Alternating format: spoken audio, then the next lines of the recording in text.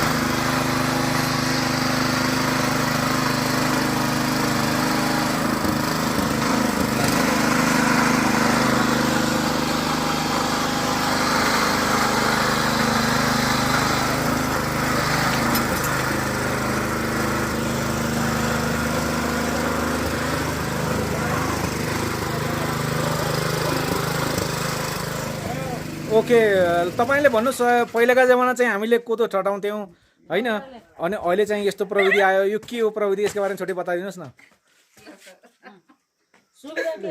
अहिले धेरै परिवर्तन भएको छ। हामीले जे गरे पनि कृषिबाट धेरै आय स्रोत गर्न सकिन्छ।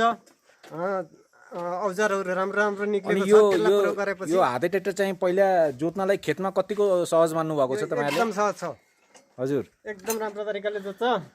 ध्यानपूर्वक जोत्नु पर्छ। जोत्दाखेरि 3 दिनको मेलै 1 दिनमा आरामसित जोत्न सकिन्छ। बाउसो लाम्न पर्दैन। इत्लोकान लो च्याटचुट पारिदिन्छ। हजुर धन्यवाद। तपाईँले भन्नुहोस् त कस्तो लाग्यो तपाईँलाई? मलाई त साह्रै मन पर्यो त। होइन के छ, कतिको सुविधा भयो कोदो ठटाउनु रहेछ यसले? ठटाउने, बारी जोत्ने, खेत जोत्ने, हजुर केही बाउसो लानु नपर्ने, खेतलाई थोरै लाउने, एउटाले कामरी सबैलाई पुग्ने आनन्द। हजुर, र तपाईँले भन्नुहोस् त कस्तो लाग्यो तपाईँलाई? एकदम रमाइलो लाग्यो मलाई त। अब बुढो भइयो। हजुर हजुर, पहिला हाम्रो जमाना लौराले ठटाउँथ्यौँ। हजुर अहिले यस्तो प्रविधि निक्लेको एकदम राम्रो। हजुर, हाते ट्र्याक्टरको त राम्रो रहेछ। अनि उहाँ चाहिँ ड्राइभरलाई सोध्नु पर्यो तपाईँलाई। ल लास्टमा अन्तमा के भन्नु? मलाई पनि राम्रो लाग्यो। हजुर त्यही भएर लिएको होइन। हजुर हजुर, अब यसले धेरै कति पर्दो रहेछ यसलाई?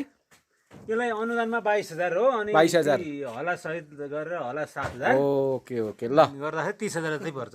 धन्यवाद है।